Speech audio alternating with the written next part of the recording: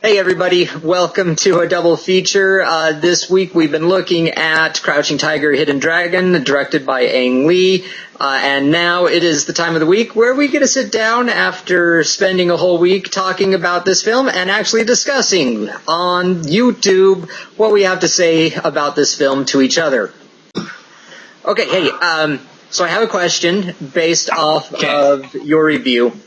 You were saying that Crouching Tiger, Hidden Dragon, it means in Chinese the talented or extraordinary people hidden from view. Yes. I thought that was neat. I hadn't heard that before. But then you go on to say how these extraordinary and talented people hidden from view are, Master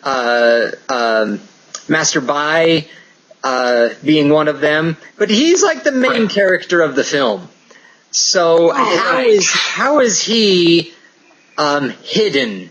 I'll grant it. He's extraordinary, but how is he hidden? Okay, and maybe hidden is the wrong word. Maybe I needed to rephrase that. But my interpretation of that was: here's a man who is trying to sort of give back, if you will, to someone who he sees is extraordinary and has talent, and this Jen who's just sort of lost, not really sure who she is, where she's going, who her master is, and so what I guess what my translation was trying to say was, yes, he is talented and extraordinary, but the whole time he's trying to convince this girl to come out of the shadows and take on some training and become a disciple and learn the ways of the Wudin. Am I saying that right? Wudin? Yeah, learn the ways of Wudin and become a master, essentially. And so that was where I was sort of going with that thought, if you will. So is it more of trying to bring out a hidden potential? Yes, and that's exactly where I was. I guess sounds like I didn't do a very good job at explaining that. But yes, this idea that we are talented, all of us are talented, and whether we choose to show that talent to others is really our choice. And as soon as we choose to show that talent and to make this world a better place and to give back and all those things that I said in my review or my write-up, that is when we become a crouching tiger, hidden dragon, if you will. That is when we truly embody what that saying means. All right. So would you say that Jen, because you do bring up the ending and you bring out how ambiguous it is and how it drives everybody crazy, does Jen ultimately figure out her potential? Would you say? Yeah, I would say that she does. And the only reason why I suppose I think that, and I actually wrote it down right here, is this idea that I was just really intrigued by this legend. Throughout the whole film, it kept thinking, coming back to this legend that, okay, if a faithful heart makes a wish come true. That really latched onto that, and I thought, okay, is this what she's trying to do? And I ultimately think it is. This is her. She betrayed Jade Fox, and she's betrayed Li Mumbai, and she's just really trying to find herself. And in the end, when everybody's dead, and it's like and everybody's dead, and she hears the phrase, "Whatever path you take in this life, be true to yourself." I think that's the moment where she decides that I am going to be this crouching tiger, hidden dragon, and I am going to. She's trying to make recompense, I think, for all the things that she's done, all the people she's hurt. And so she then, comes up with this wishful. Well, she doesn't. I don't think she commits suicide. She doesn't commit suicide. She becomes one with whatever. I mean, they say she just floats and never comes back. So Well, I mean, it's like the difference between a bodily suicide versus social suicide. Either way, right. She's gone. Well, okay, but as my write-up clearly states, there is a sequel coming out next year. So what's that all about? Well, hey, they're Buddhists. We could get reincarnation. There you go. That must be what it is. It must be reincarnation. Ang Lee is going to hate us. I know. He probably is. But yeah, ultimately I do. I really think that was her outward gesture of this inward wish she had to finally fulfill the promise that she made with Lee Mumbai. It's like, if you could take the sword from me, then I will come with you, and he did. And then she kind of went all crazy again, but then she came back and she made her little repentance, I guess, if you will. I don't know. See, and I mean, I wrote about that phrase too, but I took it in a completely different way. I know. Because like you said, she spent the entire film betraying everybody. There was no self there to be true to. Right. And so when she's told, be true to yourself, she recognizes maybe for the very first time, she's empty. She's done absolutely nothing to build the self up. And as a result of that, if there's nothing there to be true to, you're just an empty shell. There's a nice tall bridge, and it's going to solve the problem. So you think this was not a social suicide, this was a deliberate suicide. There is that troubling part where she does get that hint of the time in her life when she was the most happy was when she was in the desert.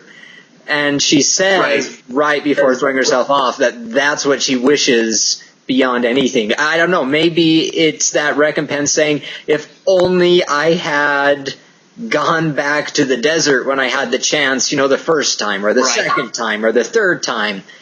But she didn't. And I think even at that point, she'd have too much blood on her hands.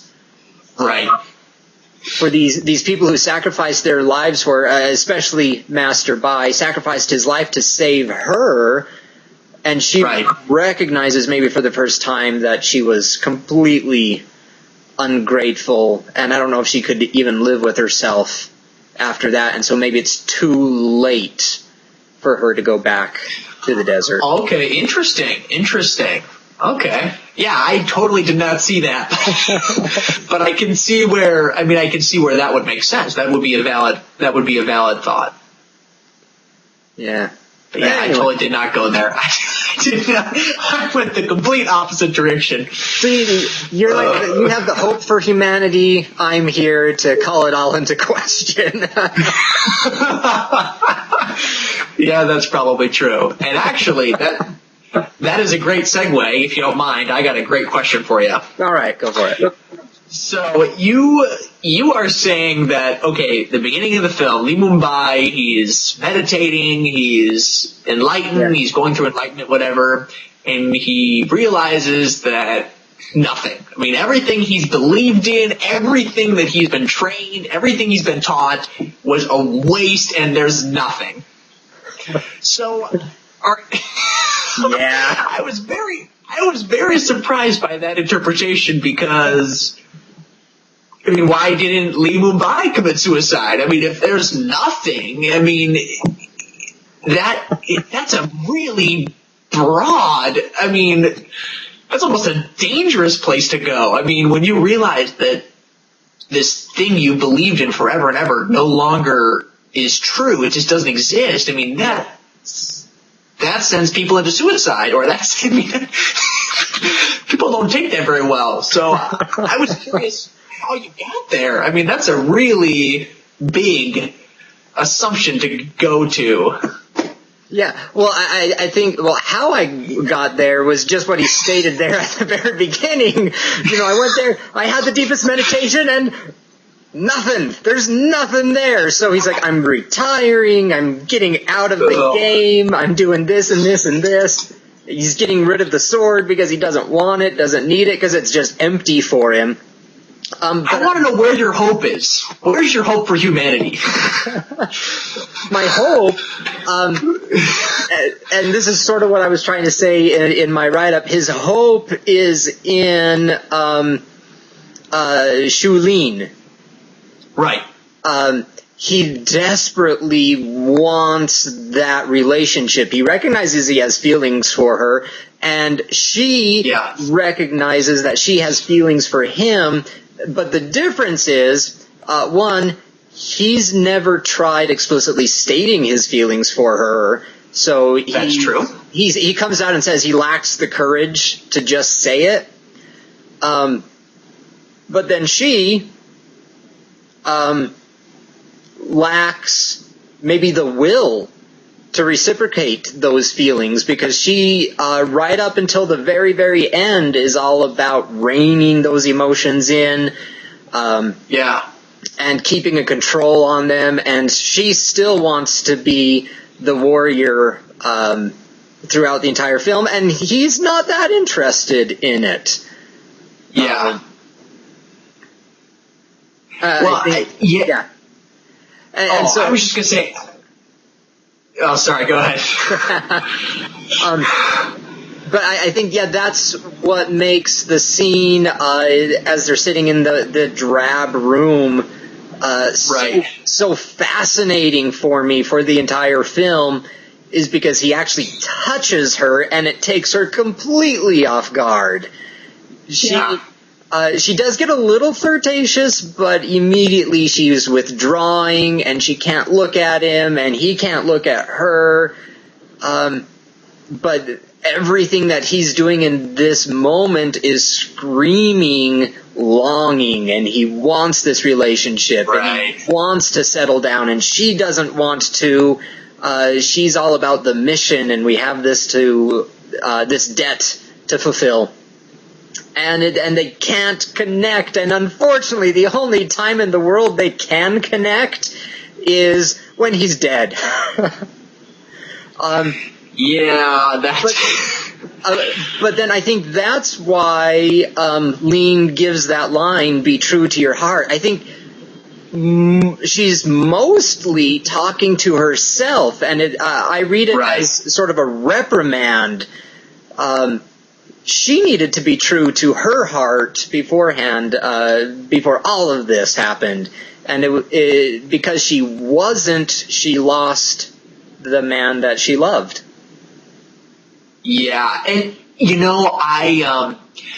I really actually do like that. I liked your little comment here at the very end. It said, happiness can only be found in loving relationships. I thought, I really connected with that as well, and I thought, I agree with you on that. It was this almost, he was trying to open up after he realized, there's nothing out there for me, whatever, which still is, I think, forgive me, but it's a little morbid. If you ask my opinion, it's a little morbid.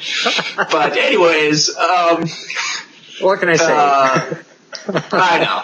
I've got the hope, and you've got the realism, I guess. I don't know. But I think it's also for her as well. I agree with you. She's got this idea that, and she even says it too, without rules, we wouldn't survive for long. And so she's very much about this order and this structure and this, almost to the point where, she also is, maybe perhaps right before the place that Lee Mumbai was, where she believes everything, she's wholehearted, she's got her foot in, she's not turning back. Yeah. But I think you're right. Her death, much like Lee Mumbai's enlightenment period, really kind of awakens that and says, oh man, maybe there is more than just the warrior's way of life. You were saying that her whole point was control your desire, right? Yeah. Control your desire, okay. And then you said restraint leads to emptiness. Now, that's interesting because I restrain myself from drugs, and I don't feel very empty.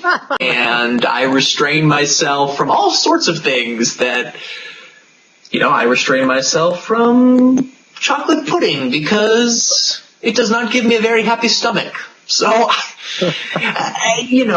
almost am curious about what do you think Ang Lee is trying to say about that balance between restraint, but also happiness, I guess.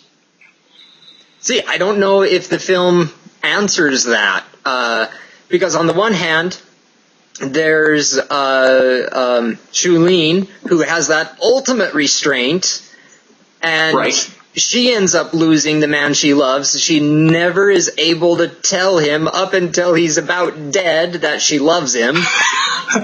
And so, yeah, that restraint, she probably needed to loosen up a little bit.